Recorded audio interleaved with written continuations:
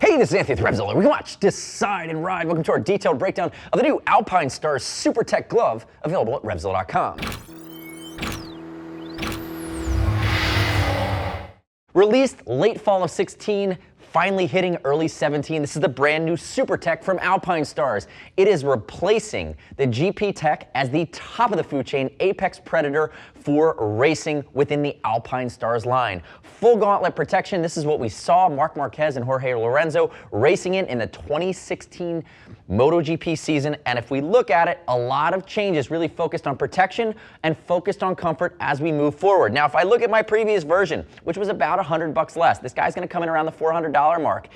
This glove was the previous top of the food chain, and they've made a ton of changes, but at first glance, you're gonna see two gloves that look kind of similar, even from a color blocking standpoint. I have the Supertech on my left hand, and I have the GP Tech in my right. If we look at the back of the hand, they've updated the elasticity. On the palm, there's a massive panel now for range of motion for the thumb, which is huge. The big thing I want to call out, though, if we jump right into the changes here, is the finger construction. I'm going to spend more time talking about it later, but notice this external box stitch now with a seam that's completely removed and more moved towards the top. You're never going to get a pressure point, and you're moving those seams out of harm's way when it comes to areas that are highly abrasion prone if you happen to put your hands down. The other thing you're going to see is a lack of hard parts, and I think this really came from Jorge and Marc Marquez, where they looked at it and said, we want the same level of protection, but we want less hard parts, we want more tactile response and feel. And you're going to see that as we walk through the palm and walk through the heel of the hand, vibration dampening, reinforced with Protect that we haven't seen before, but again, big overhauls. Now, if we look at it top down, you're still looking at cowhide with kangaroo completely through the palm. Again, we've had that flavor before, fully Kevlar lined on the back of the hand. Now, the other thing I want to talk about before we dive into all the nuance and the fit on this glove, and the fit has absolutely changed, that's a big point here, is the CE Level 2 rating. This is the first glove that we're seeing hit the market that's going to carry the new European CE2 level of safety standard.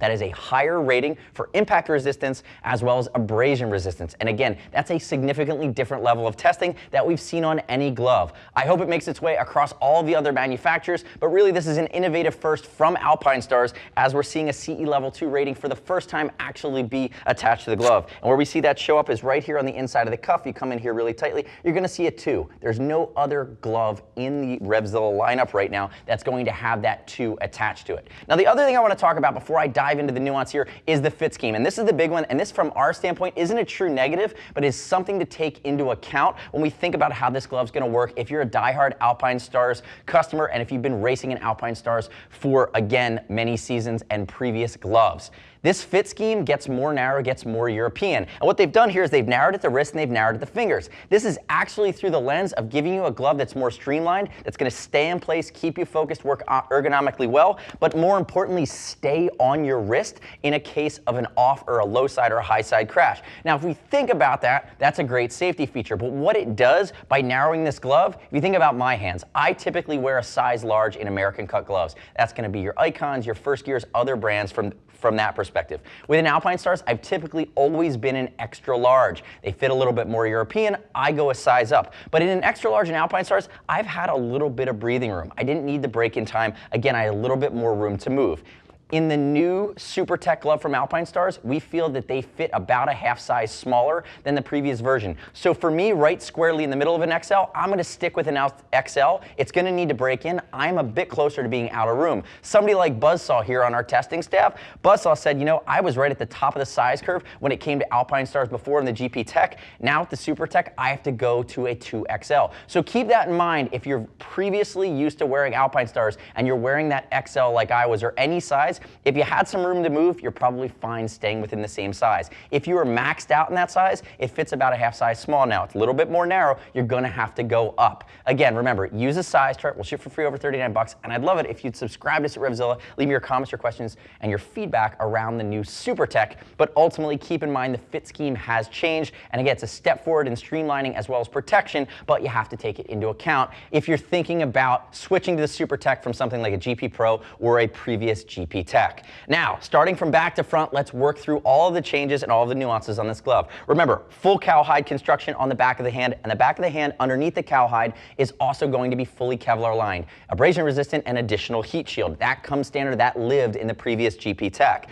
If we look at the cuff at the ulna here, it's still going to be a big TPU that wraps all the way around, very similar to the previous version, but it's just narrow and it's less bulky. So again, meant to go over a race suit, ultimately it would end up looking a little bit more like that if you had your race suit under it.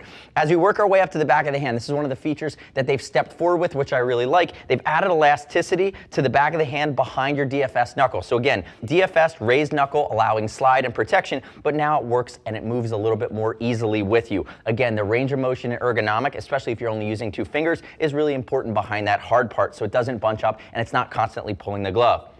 Moving to the fingers, the TPRs or TPUs that are raised here haven't changed. Mid-digital elasticity, you'd expect that around the $400 mark. But what's new here is this Keprotec, and you're going to see Keprotec show up all over the glove. It's a reinforcing material that for the first time we're seeing on the outside of the glove. Previously, it was in the K-Tech system baked into the finger, the multi-layer device, again, attaching ring and pinky finger together, that bridge.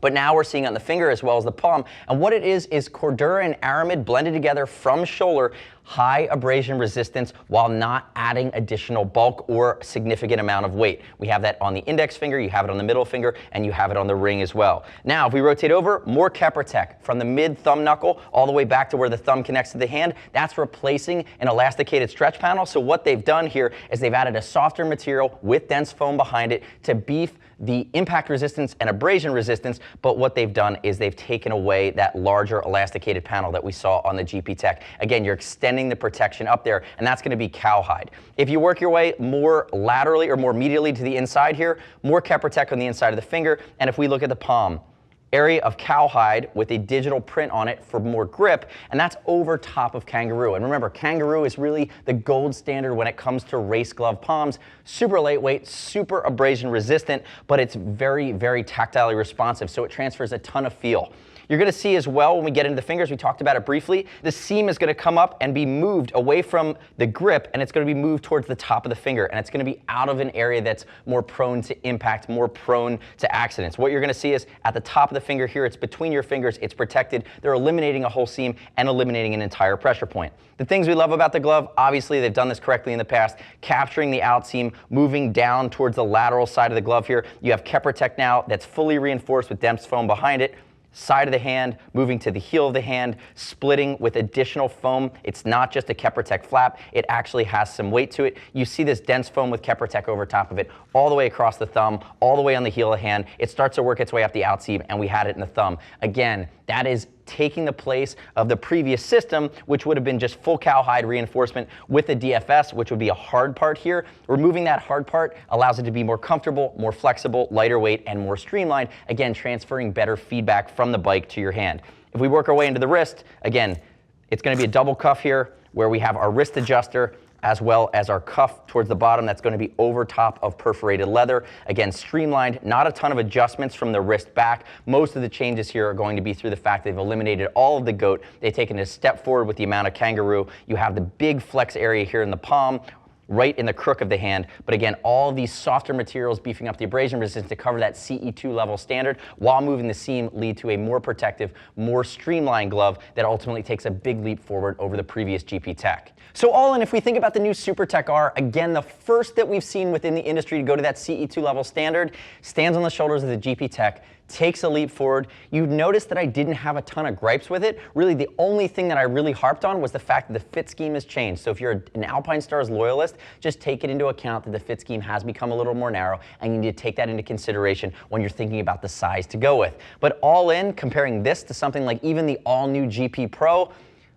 all cowhide, all Kangaroo, no goat, lots of Keprotec. Again, a big leap forward, a big step up. Again, Alpinestars going into closer to that $400 range, making a pro-level glove that's going to compete with the best of what we see from Revit, what we see from Dainese, and ultimately at this stage of the game, the only guys on the market having that CE2 level standard. The next step in your journey is to click the info button, your desktop, your mobile device. Visit the product detail page at RevZilla.com for the new Supertech. Read other rider reviews. You shouldn't just take my word for it. As always, we'll ship free over $39, and if you want to talk to a gear geek, see us at RevZilla.com RevZilla.com or 877-792-9455. Thanks for watching our detailed breakdown. Remember, subscribe to us at RevZilla on our YouTube channel. Stay up to date with our opinion of the latest and greatest in the moto universe. I'm Anthony. We'll see you next time.